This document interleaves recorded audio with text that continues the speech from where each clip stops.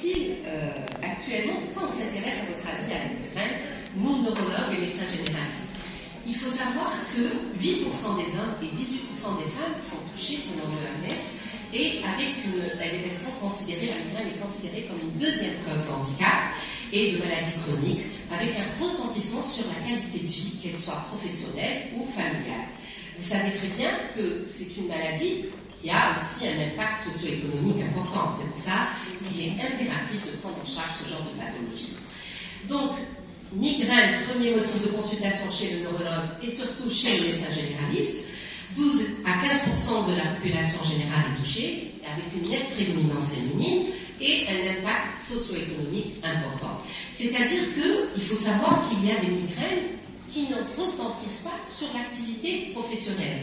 C'est ce qu'on appelle les migraines bénignes. Et là, je pense qu'il n'est pas nécessaire de proposer une thérapeutique. Il faut juste éviter les facteurs enclenchant la migraine. Donc, l'intérêt de la question, vous savez très bien que la migraine est une infection fréquente, invalidante, avec une indifférence du corps médical, parce qu'on banalise la pathologie. On se dit, une migraine, c'est quoi? C'est bénin. Donc, vous prenez du Doliprane, l'automédication, qui va provoquer, malheureusement, les migraines chroniques. Et quand on a la migraine chronique, on a du mal à la gérer sur le plan thérapeutique. C'est pour ça, pour éviter de passer à l'abus médicamenteux et à la migraine chronique, éviter l'automédication. Donc, voilà. Les facteurs, vous savez très bien que la migraine est une pathologie multifactorielle, donc elle est enclenchée par plusieurs facteurs, essentiellement environnementaux, c'est-à-dire le changement climatique, la privation de sommeil, le sommeil trop prolongé, les aliments trop copieux, le chocolat, les œufs peuvent provoquer une migraine. Quand on est migraineux, il faut impérativement éviter tous ces facteurs enclenchants.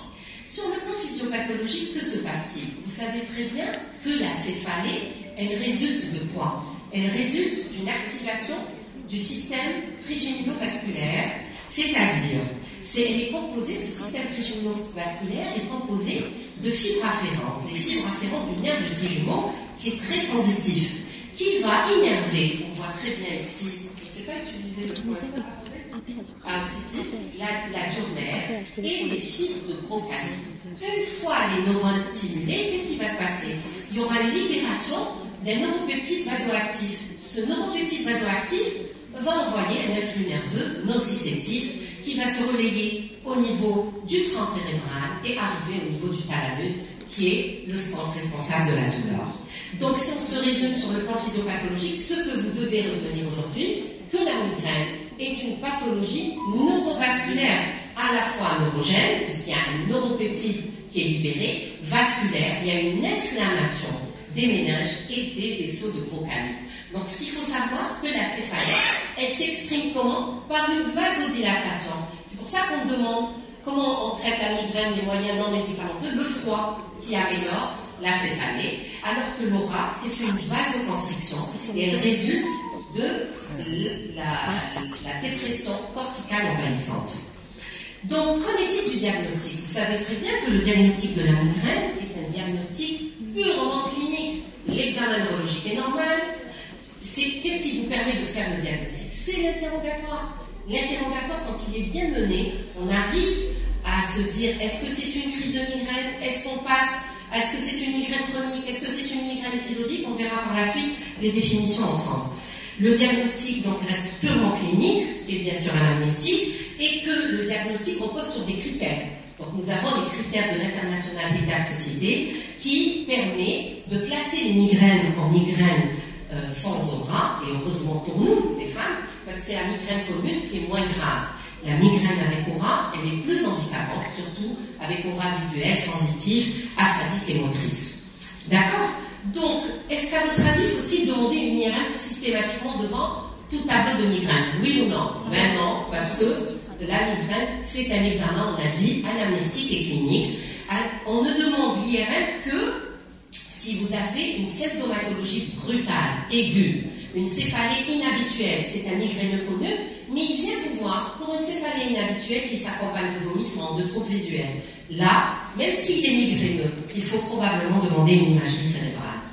Quelles sont les principales complications qu'il faut connaître? En fait, c'est la migraine chronique. Il faut éviter l'abus médicamenteux pour éviter le passage à la qui est définie par la survenue des épisodes au-delà de 15 jours par mois et voire plus de 3 mois. L'état de mal migraineux, il est défini par une crise sévère qui dépasse les 3 jours, les 72 heures, alors que l'infarctus migraineux est une complication très rare et heureusement pour nous.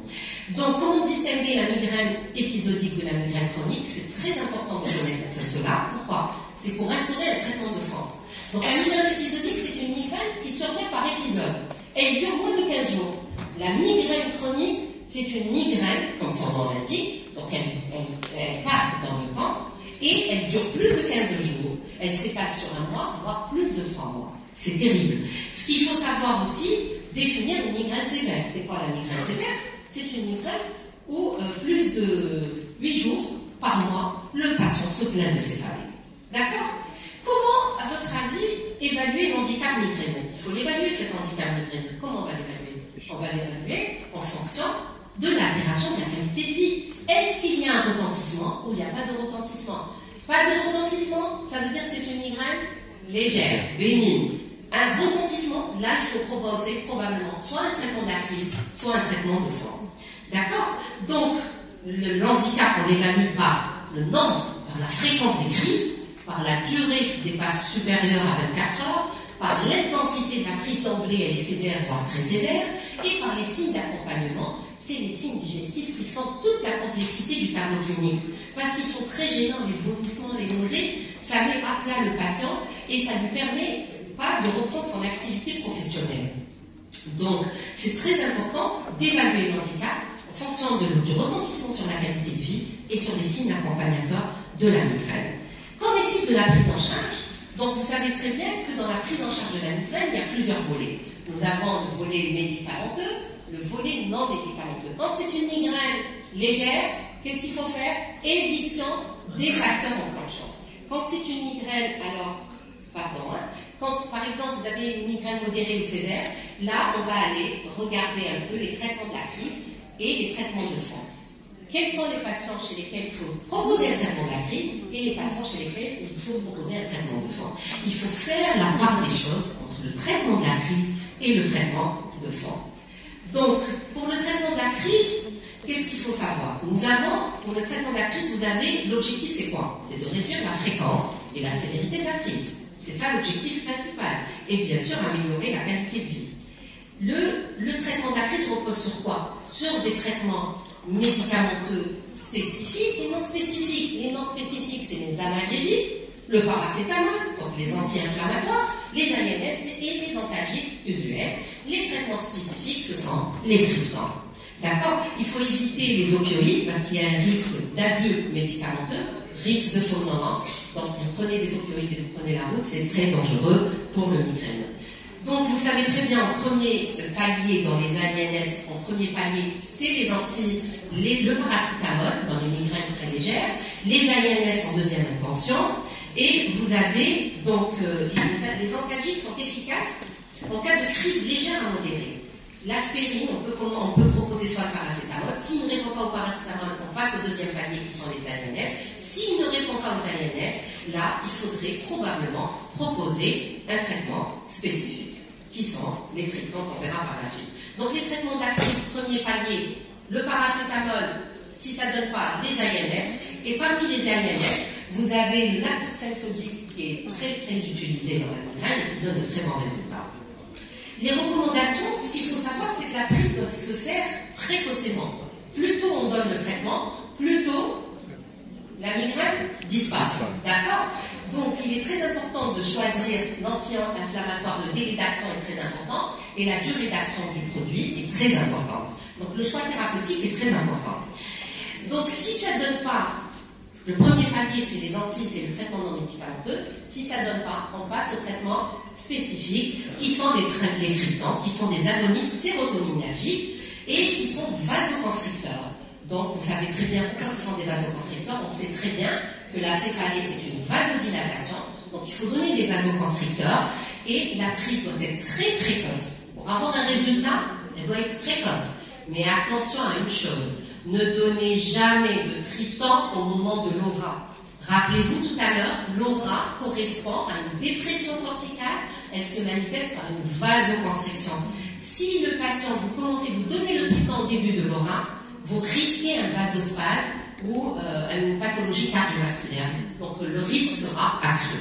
Donc ce qu'il faut donner quand on a une migraine avec aura, anti-inflammatoire au début de l'aura, triptan au début de la crise. D'accord? Retenez cela parce que c'est très important. Les triptans doivent être donnés précocement et généralement nous avons une efficacité du traitement au bout de 2 heures après la prise du traitement. Donc l'objectif du traitement spécifique, c'est d'obtenir une disparition des céphalées au bout de 2 heures. C'est pour ça que la prise doit être précoce, mais évitez de donner les triptans au moment de l'aura. Donc nous sommes face à une stratégie thérapeutique, nous sommes face à 2 situations. La première situation, c'est des patients qui ont déjà été traités par des traitements non spécifiques, c'est-à-dire quels sont les traitements non spécifiques? Donc il est recommandé, lors de la crise, d'interroger le patient sur son traitement habituel et sur le soulagement éventuel avec les 4 questions suivantes. Êtes-vous soulagé de manière significative 2 heures après la prise du traitement de l'antalgique habituel? Ce médicament est-il bien toléré ou pas? Utilisez-vous une seule prise médicamenteuse? Vous avez recours à une deuxième prise, c'est important, pour classer la sévérité de la céphalée. La prise de ce médicament vous permettait de reprendre une activité professionnelle ou pas, c'est très important. Maintenant, si le patient répond oui aux 4 questions, il est recommandé de ne pas changer de traitement. C'est clair. Jamais une équipe qui gagne. Si le patient répond non à au moins une des 4 questions, il est recommandé de prescrire dans la même ordonnance, ou sur la même ordonnance, un triptan et un AINS. On expliquera de commencer d'emblée par l'AINS, surtout quand c'est une migraine avec aura. Même si ce n'est pas une migraine avec aura, on commence toujours avec l'AINS. Si au bout de 2 heures, le patient n'est pas soulagé, on propose un triptan. D'accord? Donc, il est recommandé de prescrire un AINS en cas de crise d'intensité légère, retenez cela, crise d'intensité légère, AINS en première intention. Un triptan en cas de crise sévère, avec possibilité de les associer en cas de crise récurrente ou de crise résistante au traitement. On peut les associer. D'accord? En cas de crise avec aura, il est recommandé de prendre un AINS au début de l'aura et un triptan au début de la crise. Donc, voilà. La deuxième situation, c'est des patients qui ont déjà été traités par des traitements spécifiques. C'est-à-dire qu'ils ont reçu un triptan, ils ne sont pas répondeurs au triptan. Que faut-il faire dans ce cas-là? Il faut savoir qu'il existe des différences d'efficacité et de tolérance entre les différents triptans, c'est-à-dire qu'un patient non répondeur à un triptan peut être répondeur à un deuxième triptan. D'accord? Donc il faut tenter un deuxième triptan. Ce qu'il faut savoir, ça a été testé il faut tester l'efficacité du traitement sur 3 crises. Au bout de 3 crises, si le triptan n'est pas efficace, il faut dire qu'il ne répond pas au traitement spécifique et au triptan. Donc là, il faut penser à une autre thérapeutique, il y a de nouvelles molécules. J'en parle pas aujourd'hui, mais c'est les GEPAN et les DITAN qui sont hors AMM. D'accord? Donc même en Europe, ils sont hors AMM. Donc ce qu'il faut savoir, c'est qu'aucune donnée n'a permis d'utiliser un 3e triptan. Au bout de 2 triptans, si le patient n'est pas répondeur, ça veut dire qu'il ne répond pas au triptan. Voilà, n'essayez même pas avec un 3e triptan. D'accord? Si je dois me résumer, donc crise légère, ce qu'il faut retenir, AINS, puis triptan après 1 heure si la réponse est insuffisante. Crise modérée, triptan, d'emblée un triptan, puis AINS après 1 heure si la réponse est insuffisante. Crise sévère, vous voyez très bien, la crise sévère, c'est d'emblée l'AINS et le triptan en même temps. Et bien sûr, s'il y a des signes digestifs, il faut toujours donner un anti-émétique qui va soulager un peu nos patients. Migraine avec aura, retenez AINS au moment de l'aura, triptan au moment de la crise. D'accord? Donc, ça concernait un peu le traitement de la crise. Qu'en est-il du traitement de fond? Quels sont les patients qu'il faut mettre sous traitement de fond? On ne va pas mettre tous les patients sous traitement de fond. Il y a des patients crise légère avec l'éviction des facteurs enclenchants, l'AINS ou le paracétamol, ils sont bons répondeurs. Il y a des patients qui ne répondent pas aux AINS, on passe au traitement spécifique, donc ils sont répondeurs au traitement. Mais il y a des patients où le traitement de la crise elle est récurrente, elle devient beaucoup plus fréquente. Et là, je pense qu'il faut proposer un traitement de fond. Donc, on propose un traitement de fond chez les patients ayant des crises qui durent plus de 8 jours, depuis plus de 3 mois. D'accord? Et chez les patients qui ont d'emblée une migraine d'intensité sévère, voire très sévère. Ces patients-là, avec un retentissement de la vie quotidienne, je pense qu'il faut aller d'emblée vers un traitement de fond. D'accord? L'intérêt du traitement de fond, c'est quoi? C'est de réduire d'au moins 50% donc la céphalée dans la migraine épisodique et au moins 30% dans la migraine chronique. Vous remarquez, le 50% veut dire que la migraine épisodique répond très bien au traitement de fond. Contrairement à la migraine chronique, d'où je vous dis, aujourd'hui, je vous sensibilise parce que les migraines chroniques sont provoquées par l'abus médicamenteux. Et c'est cette automédication de Doliprane, on ne se rend pas compte, on rentre dans un circuit de migraine chronique, dans une chronicité, et là, les traitements de fond ne sont pas très bien tolérés par le patient, il n'y a pas un arsenal thérapeutique très riche. D'accord? Donc, tout se focalise sur la migraine épisodique. La migraine chronique, on n'a pas beaucoup de traitements. Donc, évitez ce passage par abus médicamenteux vers la migraine chronique. Donc, il est recommandé à quel moment faut-il mettre un traitement de fond? Il est recommandé de le débuter en fonction de la fréquence des crises, l'intensité des crises, donc les crises sévères, et de l'handicap familial, social, professionnel. Dès que le patient consomme depuis 3 mois 6 à 8 prises de traitement de la crise par mois, ça veut dire qu'il faut probablement penser à un traitement de fond. L'instauration d'un traitement de fond doit s'associer à une démarche d'éducation, c'est-à-dire il faut avoir un carnet, il faut éduquer les patients dans ce sens-là et de marquer combien de crises il a fait ce mois-ci et pour voir ce passage vers la chronicité ou pas, pour guetter ce passage. D'accord? Donc, quelles sont les molécules que nous utilisons comme traitement de fond? Il est vrai qu'il y a plusieurs nouveautés actuellement, on parle des anticorps monoclonaux qui sont hors AML, mais vous savez très bien que les anciennes molécules restent les meilleures et les mieux tolérées chez nos patients. Donc en première intention, il faut proposer soit les bêta-bloquants, je finalise, soit en deuxième intention, l'un des 5 médicaments, c'est-à-dire un antihistaminique ou du valproate de sodium. Donc, pour la migraine épisodique, c'est-à-dire c'est une migraine qui dure moins de 15 jours, qu'est-ce que faut-il proposer en première intention? C'est les bêta-bloquants. S'il y a une contre-indication aux bêta-bloquants, proposez de l'amitriptyline. S'il y a une contre-indication à l'amitriptyline, on peut voir la deuxième classe thérapeutique qui sont le valproate de sodium ou les antihistaminiques. D'accord? Pour la migraine, donc, ce qu'il faut savoir, il faut aussi choisir la molécule en fonction du terrain vasculaire. Si vous avez un patient anxieux, favorisez l'amitriptyline. Vous avez un patient hypertendu, il faut favoriser le camp des sartans. Et bien sûr, un patient qui a un surpoids, le topiramate qu'on verra par la suite. Voilà, donc vous voyez très bien sur ce tableau que l'amitriptyline est fortement recommandée, les bêta-bloquants et le valproate de sodium sont fortement recommandés dans la migraine épisodique et que dans la migraine chronique, on n'a pas beaucoup d'arsenal thérapeutique, on propose en première intention le topiramate et en deuxième intention l'amitriptyline. Ils répondent très bien, faiblement à l'amitriptyline, la migraine chronique, elle ne répond pas très bien à l'amitriptyline, mais elle répond très bien au topiramate, mais le topiramate a des contre-indications. Il ne faudrait pas le donner chez le dépressif et chez quelqu'un qui a une anorexie, parce qu'il risque de perdre encore du poids. D'accord? Le favoriser chez quelqu'un qui a un surpoids. Donc, comment débuter le traitement de fond? Toujours en monothérapie. Il est recommandé de débuter en monothérapie à faible dose, jusqu'à arriver à les doses maximales. Et que quand le patient répond très bien au traitement de fond, on peut aller de 6 mois, voire une année de traitement. D'accord? La question que je pose, à quel moment faut-il arrêter le traitement? En cas de succès, le traitement doit être poursuivi pendant une année et la diminution doit être progressive jusqu'à l'arrêt du traitement. Voilà, en conclusion, la migraine est une pathologie fréquente et invalidante, le diagnostic est clinique, l'imagerie cérébrale n'est pas systématique, il ne faut surtout pas confondre entre les traitements de la crise et les traitements de fond. Et je vous remercie.